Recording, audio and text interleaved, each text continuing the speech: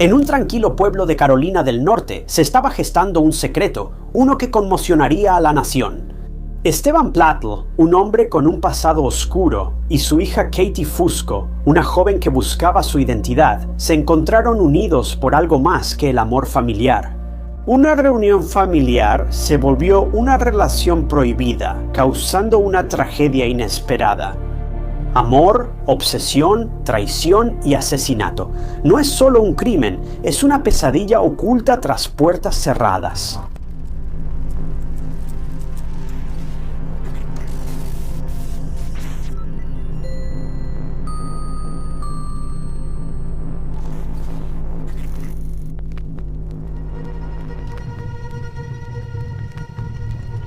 Esteban Plattl nació y creció en Levittown, Nueva York. Lo definían como un tipo extraño que rara vez socializaba en la escuela.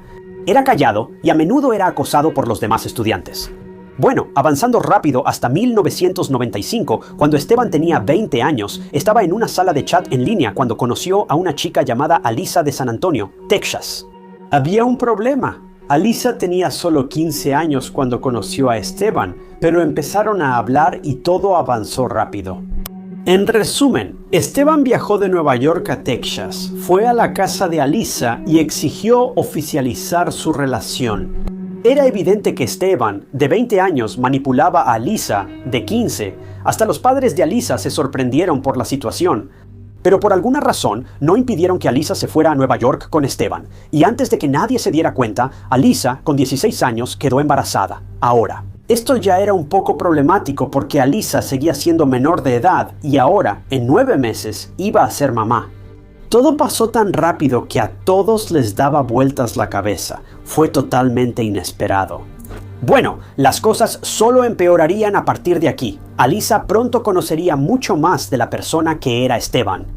Era volátil y podía pasar de estar tranquilo a ser un desastre en medio segundo. Y para empeorar las cosas, también se demostró que maltrataba animales. Este hombre era realmente otra cosa. Al poco tiempo, Alisa entendió que estaba sola en una gran ciudad, sin familia ni amigos. Estaba atrapada con un hombre del que no podía escapar. Incluso tras el nacimiento de su hija Denise, Esteban siguió siendo abusivo. Perdía el control cuando Denise lloraba e incluso trató de encerrarla en una hielera para callarla. Afortunadamente, Alisa encontró a Denise y ella estaba mayormente ilesa, en parte porque era una bebé y su mente joven no podía comprender lo que pasaba. Su padre intentaba asfixiarla y Esteban no quería cargar, cambiar ni alimentar a su hija, lo cual es una locura. Denise era su hija, su propia sangre, pero él seguía siendo indiferente. Mientras tanto, Alisa estaba siendo sometida al mismo abuso, si no es que a uno más intenso. Pero devastadoramente, Alisa no dejaba a Esteban, aunque ni siquiera estaban casados. Ahora, no sé si era miedo real o si Esteban la había manipulado desde joven. Alisa no tenía valor para llevarse a su hija y dejar a este hombre amenazante, pero sabía que Denise no podía seguir viviendo así. No quería que Denise se convirtiera en otro juguete para que Esteban jugara y rompiera, así que cuando la pequeña Denise tenía apenas 8 meses, Alisa la dio en adopción. Denise fue adoptada por la familia Fusco. Alisa y Esteban se casaron en 2006 y no me preguntes por qué o cómo, porque sinceramente estoy tan confundido como tú. Pero personalmente, creo que Alisa probablemente tenía demasiado miedo de dejar a Esteban porque, como un libro de texto, él era una persona emocionalmente abusiva. Esteban amenazó con suicidarse si Alisa lo dejaba. Ella no quería esa carga, aunque le tenía miedo. Alisa amaba a Esteban y no soportaba pensar que algo malo le ocurriera, aunque fuera por él mismo. Y Esteban lo sabía, lo que significa que Alisa cayó justo en su pequeño juego. Él era un maestro manipulador. Además, Alisa tuvo 2 hijas más con Esteban, quien seguía siendo volátil y abusivo con ella, y negligente al cuidar a sus hijas. Pero siendo sinceros, esto era algo bastante predecible. La familia de 4 se mudó a Enrico, Virginia, y Alisa trabajó diario para llegar a fin de mes. Porque sorpresa, sorpresa, Esteban ya no podía mantener un trabajo ni por su vida. Alisa intentó llevarse a sus hijos y dejar a Esteban varias veces hasta ese momento. Usó sus mismos trucos y la amenazó con arruinarle la vida. Incluso tras irse, seguía molestándola. Si creías que este hombre era mala noticia, las cosas empeorarán mucho. Y este caso está a punto de caer en un lugar muy oscuro, como nunca podrías imaginar.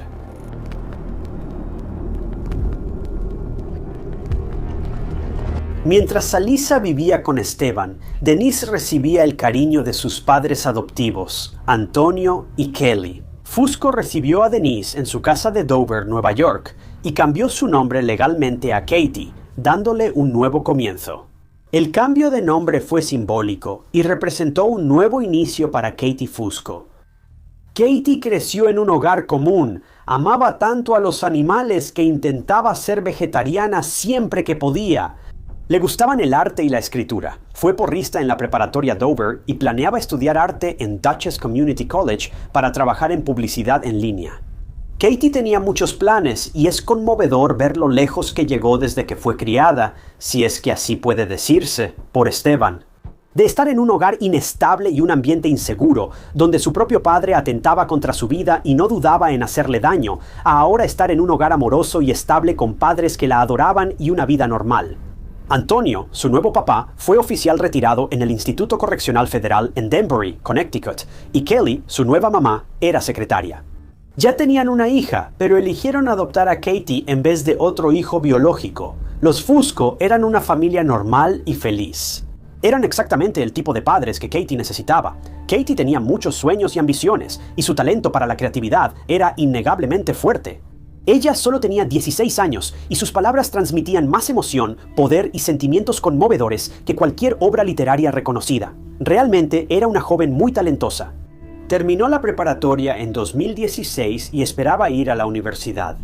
Pero había algo que Katie anhelaba más que nada, y era descubrir quiénes eran sus padres biológicos y si existía la posibilidad de conocerlos.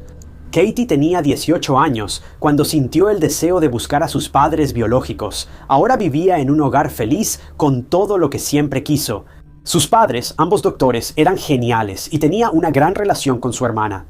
Siempre persistía ese sentimiento que muchos niños adoptados tienen de querer saber su origen. Biológicamente, es una curiosidad bastante natural de desarrollar. Todos queremos saber de dónde venimos y qué nos hace ser quienes somos, al menos hasta cierto punto. Katie tenía la misma curiosidad, pero no sabía que algunas cosas es mejor dejarlas en paz. Ella lo aprendería por las malas, pues ya había decidido buscar a su padre biológico. Con la esperanza de reavivar una relación perdida y de alguna manera reconciliarse con su papá, Katie deseaba desesperadamente encontrar a su padre amoroso y perdido hace mucho tiempo, pero en su lugar encontró a Stephen Plattle.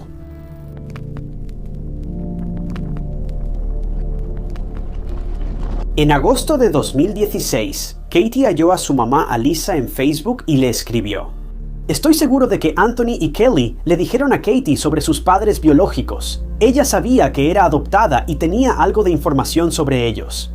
Pero la información que tenía era de casi 2 décadas atrás, así que Katie realmente no sabía qué esperar de sus padres biológicos". Mientras tanto, Alyssa, quien seguía con Stephen después de todo este tiempo, todavía trabajaba en varios empleos para mantener un techo sobre la cabeza de la familia y comida en la mesa. Cuando Alyssa vio el mensaje, fue una grata sorpresa. En su mundo agotador, ella y Katie intercambiaron mensajes y pronto hicieron planes para reunirse. Katie y Alyssa se reunieron en Nightgale, Carolina del Norte, y conversaron por horas. Alyssa estaba muy feliz de ver a Katie o Denise viviendo bien. Katie era parte de Alyssa, su hija. Si alguien amaba y protegía a Katie de bebé, era Alyssa. Durante 18 años, solo marcaba el cumpleaños de Katie en el calendario y le deseaba lo mejor. Por su parte, Katie estaba emocionada de conocer a su mamá biológica y se alegró al saber que sus padres seguían juntos y tenía 2 hermanas menores. Era como si la familia de Katie se hubiera expandido de la noche a la mañana y no podía estar más feliz. Pero nunca le dijeron a Katie que el abuso de su padre fue la razón por la que la dieron en adopción. Ahora, ¿por qué Alyssa no mencionó esto? Realmente no lo sabemos. Supongo que no es el tipo de cosa que mencionas cuando conoces por primera vez a tu hija perdida hace mucho tiempo, pero al mismo tiempo uno pensaría que sí lo haría. Una de las primeras preguntas de Katie fue: ¿por qué me diste en adopción? Solo Dios sabe cómo no supo del abuso de su padre. Pero creo que solo estaban tratando de conocerse, y mantuvieron las conversaciones principalmente sobre ellas mismas y lo que habían hecho en los últimos 18 años, manteniendo las cosas ligeras. No fue como si Alyssa le hubiera pedido a Katie que se mudara de nuevo con ella y su familia, ni nada por el estilo. Ella estaba genuinamente feliz por su hija y por la forma en que estaba cumpliendo sus sueños. Pero sorprendentemente, muy pronto, Katie incluso se reunió con Esteban y la reunión salió bien, incluso mejor de lo que cualquiera esperaba. Pero al final, Katie tomó una decisión y realmente fue una completa sorpresa para todos. Katie volvió a mudarse con sus padres biológicos, Alyssa y Esteban. Esto fue un golpe bajo e inesperado para los padres adoptivos de Katie, pero Esteban y Alyssa la aceptaron. Pero nadie tenía la menor idea de que Esteban tenía planes mucho más oscuros.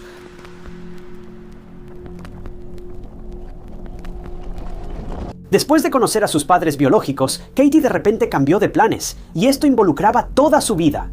Antes quería estudiar en la universidad y trabajar en publicidad en línea, pero ahora solo pensaba regresar con sus padres biológicos. Los padres adoptivos de Katie se sorprendieron al oír esto. No querían que ella detuviera sus planes y volviera con Enrico, pero Katie ya tenía 18 años. Ella tomaba sus propias decisiones y aunque sus padres intentaron razonar, si Katie quería algo, lo hacía. Sin hacer preguntas, sus padres adoptivos quedaron muy confundidos. No querían impedir que Katie conociera a sus padres biológicos. Pero ella estaba reorganizando todo en su vida únicamente por esta razón, y eso era lo que más les preocupaba. Pero, de nuevo, no podían hacer mucho. De vuelta en la casa de los Plato, Esteban estaba muy feliz con la noticia de que Katie iría a vivir con ellos, pero había un gran problema. Esteban y Alyssa no se llevaban bien. Vivían en la misma casa y seguían casados, pero en habitaciones separadas y casi sin relación. Estaban cerca de separarse y divorciarse. Pero las cosas simplemente no se habían hecho oficiales todavía. Aún así, Esteban seguía emocionado por la mudanza de su hija, pero fue también cuando empezaron a aparecer algunas señales de alerta. Parece que Alyssa se dio cuenta rápidamente de que Esteban perdió todo interés en ella. Sí, habían tenido sus problemas y obviamente estaban buscando separarse, pero una vez que Katie se mudó, fue como si el enfoque de Esteban hubiera cambiado por completo. Simplemente se sentía diferente. Empezó a darle cada segundo de su atención a Katie, básicamente dejando de lado todo y a todos los demás. Pronto cambió su estilo y empezó a vestirse como alguien mucho más joven, aunque ya tenía más de 40 años. Se dejó crecer el cabello, empezó a cuidar su apariencia y la ropa que usaba, y comenzó a vestirse más como un adolescente, si acaso. Pero luego hizo lo más extraño de todo. Se mudó de su propio dormitorio y empezó a dormir en el piso del cuarto de Katie. Alyssa abrió los ojos sorprendida al ver esto, ya que aún vivía en la misma casa. Incluso enfrentó a Esteban al respecto, pero él solo le dio evasivas y luego se fue de la casa junto con Katie. Pero la cosa es que las otras hijas de Esteban y Alyssa todavía vivían en esa casa también, así que toda la familia fue testigo de cómo se desarrollaba esta situación increíblemente extraña. Era algo tan fuera de toda comprensión que básicamente todos se quedaron ahí parados, boquiabiertos. Nadie sabía qué pensar de esto. Fue completamente y absolutamente, no sé ni cómo describirlo. Pero si puedes, de alguna manera, imaginar que las cosas todavía estaban a punto de empeorar.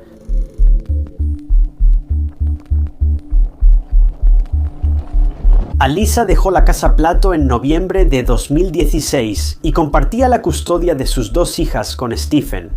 La mudanza de Alyssa empeoró todo, y te advierto que esto se pondrá muy loco, pero para mal. Alyssa a veces se llevaba a sus dos hijas con ella. Un día de mayo de 2017 encontró una entrada en el diario de su hija que le revolvió el estómago. El diario reveló que Stephen y Katie estaban saliendo. Y sí, escuchaste bien, ¿verdad? Un padre tenía una relación con su propia hija, y no solo eso, sino que Katie ahora estaba embarazada de un hijo de Stephen. Déjalo asimilar. Alyssa, impactada, llamó a Stephen para confrontarlo por la noticia, y quizá te preguntes cuál fue su respuesta. Solo dijo, pensé que sabías que estamos enamorados. Lo dijo con tal indiferencia, como si no fuera malo amar a su propia hija. Si algo sabe hacer este hombre, es causar malestar estomacal ahora. Alyssa sí llamó a la policía por Stephen por razones obvias, pero no se hicieron arrestos mientras tanto. Katie y Stephen se mudaron con la mamá de Stephen en Knightdale, Carolina del Norte, y los dos tenían planes de casarse. Ahora, ¿cómo la mamá de Stephen permitió que esto pasara? Mira, ya ni siquiera sé. La cantidad de errores y malos juicios que rodean este caso es increíble. Ni siquiera puedo imaginar cómo pasó esto. Pero cuando crees que este caso no puede empeorar, demuestra que te equivocas. Alyssa creyó que tras llamar a la policía por Stephen, ellos se encargarían, pero le esperaba otra sorpresa. El 20 de julio de 2017, Stephen, 43, y Katie, 20, se casaron y vivieron en Maryland con la mamá de Stephen y los padres adoptivos de Katie. Katie publicó fotos de su boda en redes sociales, donde claramente se nota que está embarazada. Pero lo que resulta tan inquietante, además de que un padre se case con su propia hija, es el hecho de que ambos padres de la novia y el novio estaban sonriendo como si fuera una boda completamente normal. Ahora, ciertamente esperaba que solo estuvieran fingiendo para no causar un escándalo, pero al mismo tiempo causar un escándalo. Esto está mal desde cualquier ángulo. Este matrimonio era y debía ser ilegal. Pero Esteban, además de ser una persona desagradable, desafortunadamente también era inteligente. Mintió en los documentos diciendo que él y Katie no eran parientes, legalizando el matrimonio, aunque no es válido si mientes. Aún así, los papeles fueron aprobados y ahora eran legalmente en parte pareja casada. No entiendo cómo los padres adoptivos de Katie pueden quedarse ahí sonriendo, como si apoyaran esto. ¿Cómo permitió Katie, una mujer de 20 años, que esto pasara? No estaba amenazada ni tenía miedo como Alyssa. Katie lo eligió porque era lo que quería. Escucha antes de mudarte. Alyssa le contó a Katie que Esteban abusó de ella de bebé. Intentó matarla y no la cuidó. Como su propia hija, Alyssa contó todo, pero Katie parecía no inmutarse por nada de eso. Era como si estuviera hablando con un robot. Katie no tenía ninguna emoción en el rostro y probablemente asumió que Alyssa estaba mintiendo. Alyssa estaba segura de que Esteban había tenido algo que ver en lavar el cerebro y poner a Katie en contra de su propia mamá. Eso es simplemente devastador. Realmente suena como una historia de ficción retorcida, pero esto es la vida real y está a punto de ponerse aún más enfermo.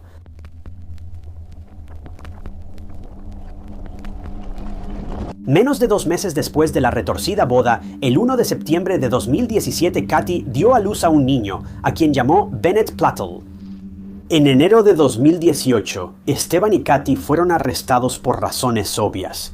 En la corte, el abogado de Esteban dijo que la relación fue consensuada y que él estaba, cito, perdidamente enamorado de su hija, una mujer de 20 años, y su abogado afirmaron que su amor, cito, pesaba más que el hecho de que fueran biológicamente relacionados. Le ruego me disculpe, pero eso es inaceptable. Esto es más grave que solo consentimiento. Es su hija, y aún así argumenta en la corte que el amor nubló su juicio. El desastre terminó con Esteban y Catalina libres bajo fianza. La mamá de Esteban quedó con la custodia de Benjamín y se prohibió que Catalina y Esteban tuvieran contacto. Catalina regresó con sus padres adoptivos y entonces la realidad la golpeó como una tonelada de ladrillos. Catalina, tras todo lo ocurrido, recapacitó y llamó a Esteban para pedirle el divorcio cuanto antes. Sin embargo, Esteban no reaccionó bien a la noticia. No quiso dejar ir a Catalina, igual que a Alicia. Ahora que Catalina estaba fuera de su alcance, Esteban se enfureció. Tal vez pensaba que Catalina fue manipulada por sus padres adoptivos, aunque en realidad fue lo opuesto. Antes del 11 de abril de 2018, Esteban ya tenía un plan. Si no podía tener a Catalina y su retorcido final feliz, lo arruinaría todo y a todos. Quien rompió su idea de una vida perfecta, Esteban ahora buscaba venganza. Quería que cualquiera y todos los involucrados en arrebatarle su nuevo amor desaparecieran por completo, y esto incluía a su recién nacido Benito, pero Esteban no se detuvo ahí. Su objetivo principal seguía siendo su esposa Catalina, y al fin descubrió dónde y qué hacía. El 12 de abril fue el día en que finalmente ejecutaría su plan. Mira, Catalina y su padre adoptivo, Antonio, salieron de Dover a Waterbury, Connecticut, para visitar y ayudar a limpiar la casa de la abuela adoptiva de Catalina. Esteban conocía bien este detalle. Viajó de Carolina del Norte a Dover y esperó cerca de la casa de Catalina para verlos salir a Connecticut. La escena fue grabada por cámaras de seguridad. Catalina y Antonio manejan por una calle transitada y detrás va una minivan Honda con Esteban al volante. Lo más aterrador era que estaba armado, con una pistola cargada en el asiento del pasajero, esperando el momento perfecto para atacar. En minutos logró su objetivo. Antonio frenó en un alto en la intersección de la Ruta 7 y Ruta 55 rumbo a New Milford, Connecticut. Esteban se detuvo junto a ellos en la señal de alto y disparó una y otra vez contra el auto de Antonio, contra su hija Katy y contra su papá, Antonio. Testigos dijeron que todo estaba tranquilo hasta que se oyeron ruidos fuertes en la intersección y al terminar, la minivan se fue rápidamente. La policía y los servicios de emergencia fueron llamados al lugar y cuando los oficiales y paramédicos llegaron al auto, se quedaron sin palabras. Los cuerpos de Katy y Anthony estaban desplomados en sus asientos y el piso lleno de balas, mostrando que el ataque de Esteban fue frenético e implacable. Quería no fallar su objetivo y lamentablemente lo logró. La policía no sabía que Esteban Platt era responsable, así que quedaron con muchas dudas. Nadie sabía quién atacó a dos personas tan brutalmente. Luego llegó otra llamada al 911 esta vez de la mamá de Esteban, quien estaba histérica porque había recibido una llamada de él. En esa llamada, él confesó cómo mató a todos. La mamá de Esteban llamó a la policía y enviaron un equipo a su casa. Pero apenas llegaron, se dieron cuenta de que Esteban no estaba ahí y parecía estar huyendo. A 18 millas de donde encontraron a Antonio y Catalina en su vehículo, una minivan plateada fue encontrada en Dover. Al llegar la policía, vieron a un hombre herido de forma autoinfligida en el asiento del conductor, con la misma arma usada contra Antonio y Catalina en la mano. Esteban logró, y lamentablemente, evadir la ley al tomar el camino del cobarde. ¿Sabía Esteban que era solo cuestión de tiempo antes de que lo atraparan? ¿O esto fue su plan desde el principio? Se llevó sus acciones a la tumba, privando a los seres queridos de la víctima de cierre y justicia. Katy Antonio y el bebé Benetto fueron sepultados el 21 de abril de 2018 en el cementerio de San Carlos, Dover Plains, Nueva York. Alisa ahora se queda con heridas y remordimientos de los que nunca podrá sanar. Perdió a su hija a manos de su esposo, un hombre claramente enfermo o trastornado. Al final, se perdieron 3 vidas y nadie fue reprendido porque el propio opresor tomó el asunto en sus propias manos.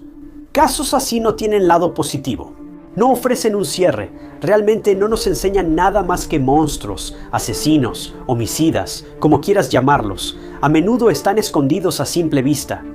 A veces son nuestros vecinos, a veces son nuestros padres, o incluso nuestros esposos, y a veces son ambas cosas.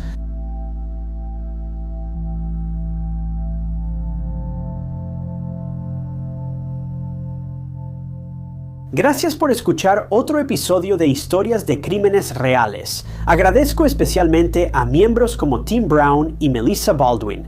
Si también quieres convertirte en miembro del canal, tendrás acceso a nuevos videos, a veces días o semanas antes de que se suban al público, y es una excelente manera de apoyar el canal y ayudar. Y agradezco a todos ustedes que han decidido hacerlo. Si quieres unirte, puedes hacer clic en el gran botón de unirse debajo del video o encontrar un enlace en la descripción.